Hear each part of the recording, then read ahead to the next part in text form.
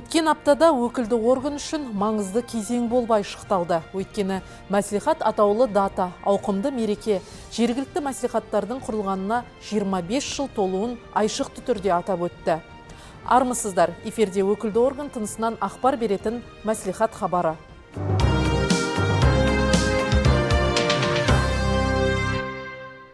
Биыл еліміз тарихындағы маңызды оқиға жергілікті мәслихаттардың құрылғанына 25 жыл.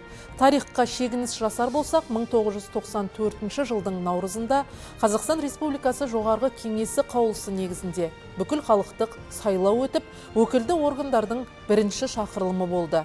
Жергілікті өкілді орган мәслихаттардың өңір дамуындағы орны мен рөлі атты ғылыми практикалық конференцияда мәслихаттың өткені, бүгіні, ертеңі туралы айтылды.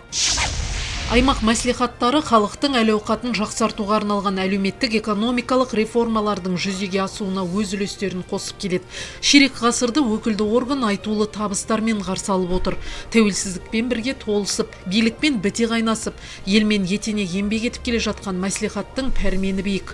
Өткен күннің өлшемімен қарасақ, өкілді орган ел игілігі үшін қыруар тірлік атқарды. Құзыретіне заңмен жатқызылған міндетті орындап, ел сенімін ақтап, қоғамның беделді күшіне айналды. Нағыз халық қалаулысы атануда оңай шаруа емес. Сайлаушыларының аманатын азаматтық парызым ғана емес, ел алдындағы перзенттік міндетін деп қарап, туған жерінің келешегі үшін аянбай еңбек етіп, тер төгіп жүрген депутаттардың бәрін бірдей атап өту мүмкін бола қоймас. Ең бастысы, мәслихаттар 25 жыл ішінде өкілді орган ретінде жемісті еңбек етіп, қыруар іс тындырды. Еліміздің заңнамаларына, президент актілеріне сәйкес азаматтардың құқықтары мен заңды мүдделерін қамтамасыз ету өкілеттіктерін іске асырды. Жергілікті бюджет жоспарларының экономикалық және әлеуметтік даму бағдарламаларының орындалуын бақылады. Осының барлығы жергілікті мәслихаттардың тынымсыз еңбек үлесіне кірді. Ең алғашқы мәслихат сайлауына 35 сайлау округінен 137 кандидат депутаттыққа түсіп, 35 депутат сайланды. Алғашқы сессия 1994 жылдың 1 сәуірінде өтіп, халық қалаулыларына депутаттық куәлік пен төс белгілер табысталды. Мәслихат өз жұмысын бастаған жылдары елдегі экономиканың дамуы төменгі деңгейде болды. Нарық заңдары халықтың тұрмыс тіршілігіне кері әсер етті. Уақыт өте келе мәслихат және оның депутаттарының жұмысы жаңаша демократиялық сипатқа ие болып, олардың сайлаушылармен байланысы нығайды. Бүгінде мәслихат қоғамның саяси, әлеуметтік, экономикалық дамуына ықпал етіп келе жатқан өкілетті орган. Қазақстан Республикасының тұңғыш президенті Нұрсұлтан Әбішұлы Назарбаев 2019 жылы 25 қарашада партияның аймақтық филиалдарының өкілдерімен кездесу барысында біз мәслихаттардағы фракция депутаттарының партиялық жауапкершілігін түбегейлі күшейтуіміз керек. Бүгінгі таңда барлық реформалар аймақтарды дамытуға бағытталған. Мәселен, соңғы 10 жылдың ішінде жергілікті бюджет 4,7 триллион теңгені құрап, 3 есеге жуық өсті. Бөлінген қаражаттың жұмсалуына нақты партиялық бақылауды қамтамасыз ету өте маңызды. Сонымен қатар депутаттар жұмысын одан әрі жақсарту және барлық мәслихаттардың мәртебесін нығайту жөніндегі шараларды қабылдау қажет деп атап өтті. Өз кезегінде Нұр Отан партиясының Нұр Отан нұрлы болашақ жолында атты саяси доктринасында мемлекеттің жаңа саяси бағыттағы рөлінің нақтыланғаны белгілі. Доктринада мемлекеттің азаматтар сұранысына қызмет етуін негізге алған жаңа қағидалар белгіленді. Конференцияда хабарлама жасағандар мәслихаттың қоғамдағы рөлі мен қызметі, өкілді органға беріліп отырған құзыреттілік пен халық қалаулыларының жауапкершілігі тұрғысында ғылыми сараптама, пайымдарын, ұсыныстарын білдірді. Мәслихаттар аппаратындағы мемлекеттік қызметкерлердің кәсіби біліктілігі мен депутаттардың сапалық құрамы жоғары болу керек. Аппараттағы мемлекеттік қызметкерлерді оқыту, тәжірибе алмасу жолға қойылып келеді. Бірақ әлі де болса, оларды алыс жақын шетелдерде оқытып, әлемдік тәжірибелерді меңгерген дұрыс болар еді. Депутаттар мұқтаж жандарға азық-түлік, киім-кешектен бастап, баспана тұрғызып беруге дейін қайырымдылық шараларын ұйымдастырып келеді. Бұл ретте тұрғындардың басты қажеттіліктерінің бірі баспанамен қамтамасыз етуде республикалық бала мекен жобасы бойынша көп балалы отбасыларға арналған тұрғын үйлердің Қызылорда қаласының сол жағалауын дамытуға өздерінің бастамаларымен 13 көп қабатты тұрғын үйлер құрылысын жүргізілуіне қосқан үлестерін атап өткеніміз жөн. Жиынға әр шақырылым депутаттары қатысып, мәслихаттың өткені мен бүгінінен сыр шертер фотокөрмемен танысты. Өкілді органның қалыптасу, даму сатысында елеулі еңбек еткен ардагерлер мен 6-шы шақырылым депутаттары түрлі деңгейдегі марапаттарға ие болды. Қызылорда облысының құрмет грамотасымен Тілеубергенова Бибайша Тәтікейқызы марапатталады. Алдыңғы кезде бізде онша опыт бола қойған жоқ бірінші жылдары. Біз ойладық, келіп айтсақ, осы облыстың бюджетіне бәрі кіре қояды, сонымен мектепте болады, дом культурада болады деген секілді. Оған, оказывается, проект сметный документация керек. Оған келесі жылға, арғы жылға оны планға қосу керек деген секілді. Сөйтіп, оларды кейін барып біле бастадық, кейін барып соларды жолға қойып деген секілді. Ойлаймын, Арал ауданына, Арал қаласына біраз қызмет еттік сол кезде деп ойлаймын да. 25 жылдың ішінде қоғамда көптеген өзгерістер болып жатыр. Соның ішінде көп жұмысты белгілейтін, ақпаратты белгілейтін, жұмыстың қарқынын және халықтың талапы, соның бәрі әрине үлкен өзгеріске түсіп жатыр. Соның бәріне біз куәміз. Мен өзім 20 жыл депутат болып келе жатырмын.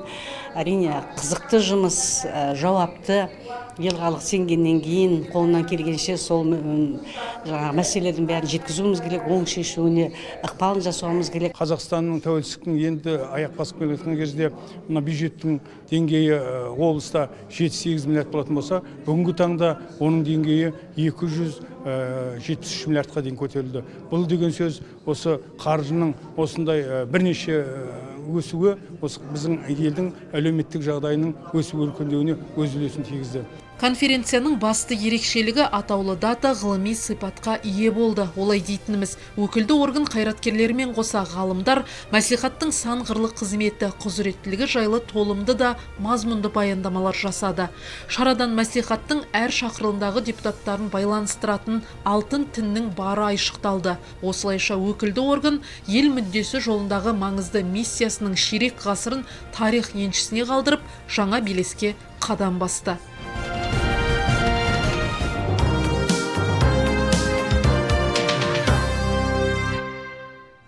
Аймақтың 2020-2022 жылдарға арналған бюджет көлемі белгілі болды. Облыстық мәслихаттың кезекті 40-шы сессиясында депутаттар 3 жылдық бюджетті бекітті. Айта кетейік, жалпы сипаттағы трансферттер көлемін анықтаудағы басты ерекшелік келер жылдан бастап халқы 2000 және одан да аз елді мекендерге 4-ші бюджет енгізілмек. Біздің өңірде бұл бағытта 81 ауыл әкімдері дербес бюджетін бекітетін болады. Бұл жылдың қорытынды сессиясы. Маңызды жиында облыстың 3 жылға арналған бюджеті бекітілді. Келер жылы аймақтың қаржы тайғазандағы қаражат 297 миллиард теңгеге болжамдалып отыр. Оның ішінде республикалық бюджеттен бөлінетін трансферттер 77,5 миллиард теңгені, субвенция 174,5 миллиард теңгені құрауда. Бюджетті қалыптастыруда қаржының 50% әлеуметтік салаға бағытталып отыр. Аз қамтылған отбасыларға атаулы әлеуметтік көмек көрсету жалғастырылады. Бұдан басқа республикалық бюджет есебінен 6 миллиард 349,7 миллион теңге сомасында қаражат бөлінді. Бұдан басқа атаулы әлеуметтік көмек алатын отбасылардың балаларына 2020 жылдың 1 қаңтарынан бастап кепілді әлеуметтік пакет ұсыну қарастырылған. Бұл мақсатқа республикалық бюджеттен 1 миллиард 300 миллион теңге бөлінді. 3 жылдық бюджеттің ерекшелігі 2020 жылдың 1 қаңтарынан бастап үкімет пен өңірлер арасындағы бюджет аралық қатынастар аясында шағын және орта бизнестен алынатын корпоративтік табыс салығы жергілікті бюджеттерге беріледі. Яғни жергілікті органдар кәсіпорындар санын көбейтіп өндірісті кеңейтуге мүдделі болуы қажет. Бұл аймақты дамытуға, халықтың қажеттілігіне көбірек қаржы бөлуге мүмкіндік береді, деді облыс әкімі. Жергілікті шағын және орта бизнесті дамытуға жақсы ынталандыру болады. Бұл өңірді дамытуға және халықтың мұқтаждығына көбірек қаржы бөлуге мүмкіндік береді. Қорғаныс саласы терроризмге қарсы шараларға, төтенше жағдайлардың алдын алуға да тиісті қаржы бөлінді. Бір айта кетерлігі, бюджетті қалыптастыруда облыстық мәслихат депутаттарының ұсыныс пікірлері де назарсыз қалмады. Если сравнить с прошлым годом, в это время мы утвердили областной бюджет на 210 миллиардов. Өткен жылмен салыстырсақ, біз ол кезде бюджетті 210 миллиард теңгеге бекіткен болатынбыз. Міне, аймақ бюджеті өсіп келеді. Бастысы бюджет әлеуметтік бағытын сақтап қалды. Кезекті бюджет мәслихат комиссиясында барлық депутаттардың қатысуымен қаралды. Егжей-тегжейлі талқыланды. Депутаттармен жалпы құны 16 миллиард теңге болатын қосымша 104 мәселе қаралды. Бүгінгі сессияда оның 7 миллиард 400 миллионы қолдау тапқаны қуантады. Демек, бюджетті бекіттерде ел аманатын арқалап жүрген халық қалаулыларының ұсыныс тілегі ескерілді. Нақтырақ айтсақ, депутаттардың аймақта сынып жиынтықтарының жетіспеушілігі туралы мәселесіне 1 миллиард 300 миллион теңге бағытталатын болды. Сонымен қатар қосымша қаржы бөлінген салалардың қатарында әлеуметтік сала, мәдениет те бар. Облыстық бюджеттің басым мөлшері әлеуметтік жағдайларды жақсартуға, әлеуметтік нысандарды молынан салуға, құрылыс саласына, мұқтаждық отбасыларына, немесе еліміздің қорғаныстық қауіпсіздік бағыттарына жұмсалып отыр. Сондай-ақ мәдени рухани бағыттарға жасалып отқан шаралардың өзіне де айтарлықтай қаржы бөлініп, ол экстенсивті емес, интенсивті түрде кеңінен жақсы нәтижеге еге болады деп отырмыз. Жылдың қорытынды сессиясында 23 мәселе қаралды. Оның ішінде Арал, Шиелі, Жаңақорған аудандарында мемлекеттік жекешелік әріптестік жобаларын іске асыруға қаржы бөлу мәселесі қолдау тапты. Сонымен қатар сессия отырысында облыстың құрметті азаматы атағын беру туралы мәселе қаралды. Сараптау жұмыстарының нәтижесінде облыс дамуына еңбегі сіңген Қырымбек Көшербаев, Қорғанбек Қайруллаев, Хусейн Әмір Темірдің кандидатуралары ұсынылды. Депутаттар корпусы үміткерлерді бұл марапатқа лайық деп танып, шешім жобасын мақұлдап, бір ауыздан дауыс берді.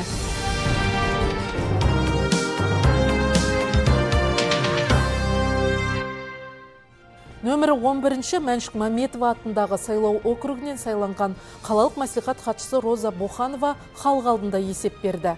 Биыл хатшының жеке қабылдауына 40-тан астам тұрғын келіп, өз бұйымтайларын айтқан. Мәселелердің 35% депутат қолдауымен дер кезінде шешімін тапты. Қалған ұсыныс сауалдар бойынша заң тұрғысында түсіндірме берілді.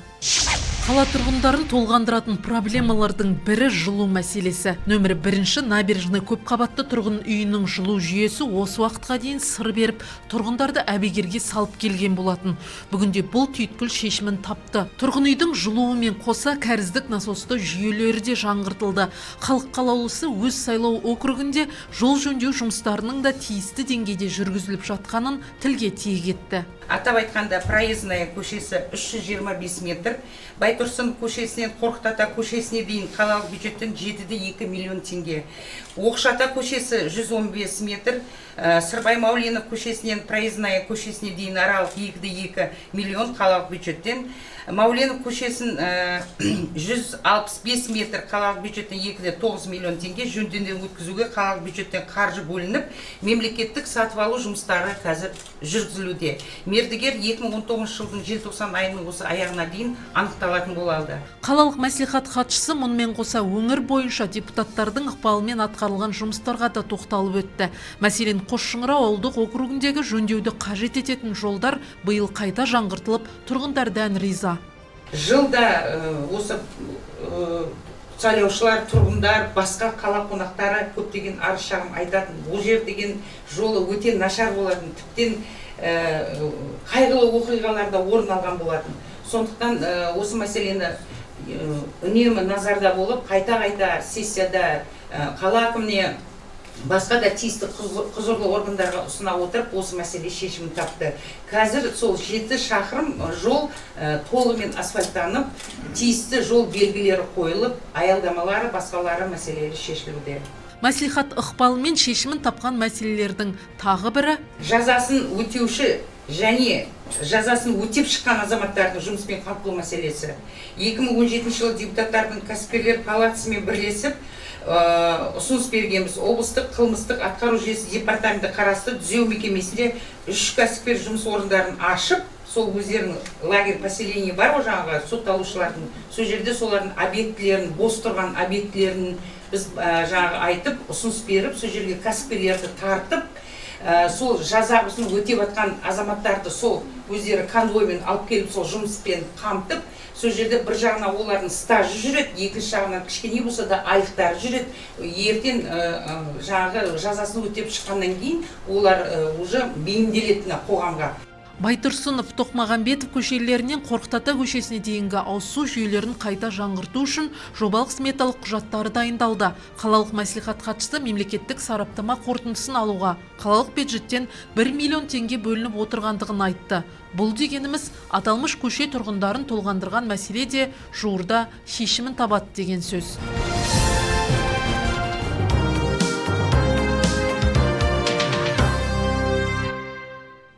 Халыққа қызмет мерейлі міндет. Мәслихат депутаттары өкілді орган ретінде аймақтың дамуы жолында, әлеуметтік экономикалық өркендеу бағытында тынымсыз еңбек етіп келеді. Депутат жұмысына халық таразы. Хабарымызды осы жерден тәмамдаймыз. Халықтың депутатқа, депутаттың мәселені шешуге деген ынта ықыласы зор болсын. Келесі мәслихатта жүздескенше.